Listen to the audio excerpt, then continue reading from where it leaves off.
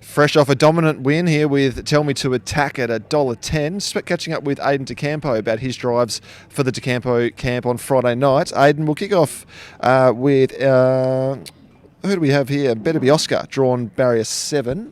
Been going okay of late? Yeah, he's racing real well. I reckon he's probably in career best form. Barrier doesn't help him in what's quite a good field, Bodine Western and Wild West, which won well on Monday, a couple of high-priced Kiwi imports, so it'd probably be hard to beat them too, but he's racing well and, another win is probably not far away from him, probably just not in that race.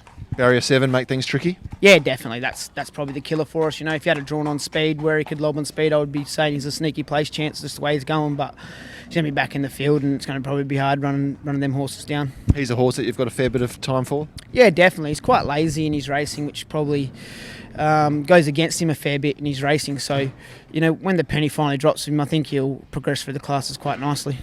Hands and Wheels, third up from a spell, drawn barrier 2, ready to run a race?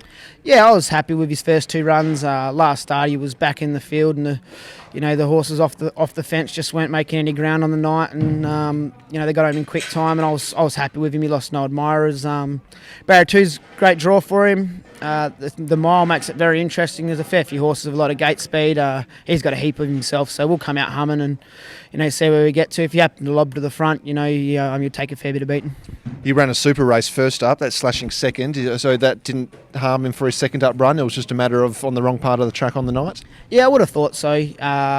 His work after that run and his work this morning have been as good as ever, so I don't think that run was anything to worry about. I think it was just the way the track was playing, the way the race was run. Good push there then for Hands and Wheels. Michael Joseph drawn the second off the inside of the back row. Yeah, he's a horse that's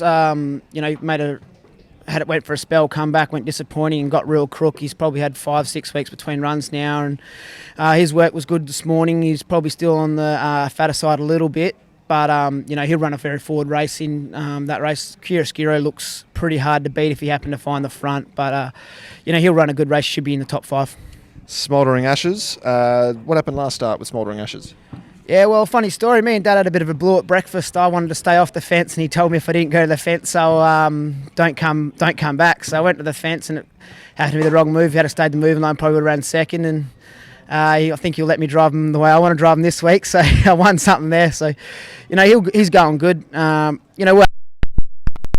top if he happens to find the front. He's racing in that kind of form where he'll go very well. If he doesn't, he's still a winning chance. Did you let the old man know about it afterwards? Look, if you know my old man very well, he can get very angry very quick, so I just let it settle and let him approach me first. He knew he was in the wrong, so it was all right. You said more by saying nothing. Exactly. That's all your runners, so who would be your best chance out of your old man's camp for Friday night? Yeah, look, I don't think anything's just odds-on chance to be winning, but I think if you follow the later 3 that are drawn, close to the rails, each way, one might bob up. Thanks, mate. All the best Friday. Yeah, cheers.